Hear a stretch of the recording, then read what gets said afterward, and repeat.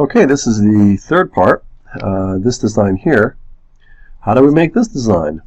Well, what kinds of things are involved? What shape is this?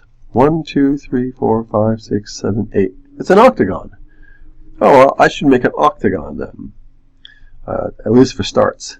How do I make an octagon? Well, there's a video on it, but how did we do it in class? Well, we made a circle. We marked off 2 points that were opposite. We drew a straight line originally, but we don't actually need all the line. Then we made a perpendicular bisector. So marks above and marks below. Those 2 points allow us to line up a ruler, and we can just mark where that ruler overlaps the circle. Now we have 4 points. That gives us a square. If the circle is divided now into 4 pieces, if we can divide the circle into 8 pieces, we'd have an octagon.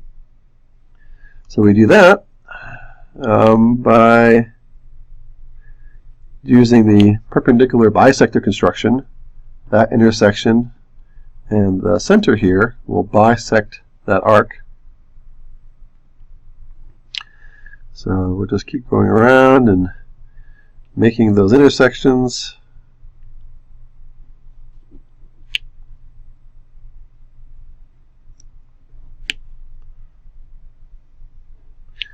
All right.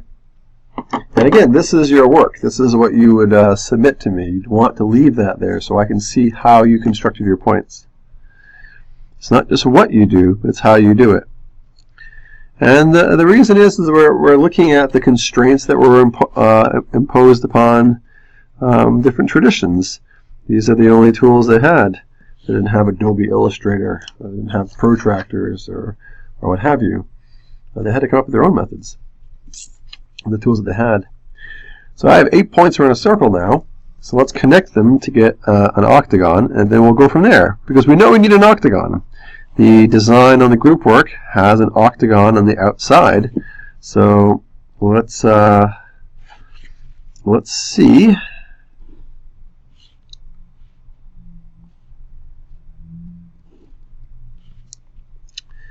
All right.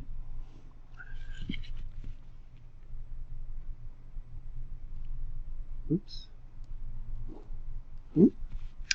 Okay, so now we have an octagon. Let's go ahead and look at the design again. So, all right. What do we have? We have these lines. Now, by itself, it just seems like it ends randomly. But just think about it. Where would it go if it continued?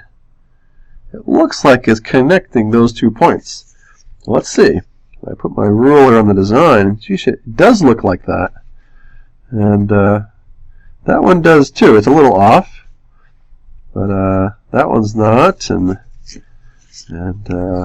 well, yeah, those look pretty on. Let's try that. Let's see what happens. If I were to connect these 2 points.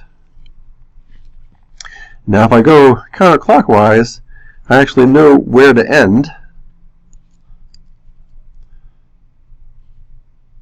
So I could just end the point, or end the line rather. So I'm lining my ruler up at 2 existing points, the points that I constructed on the circumference of the circle, by using the construction for a square and then the construction for a perpendicular line bisector. I'm using those tools over and over again to accomplish different things. Oops. My ruler moved.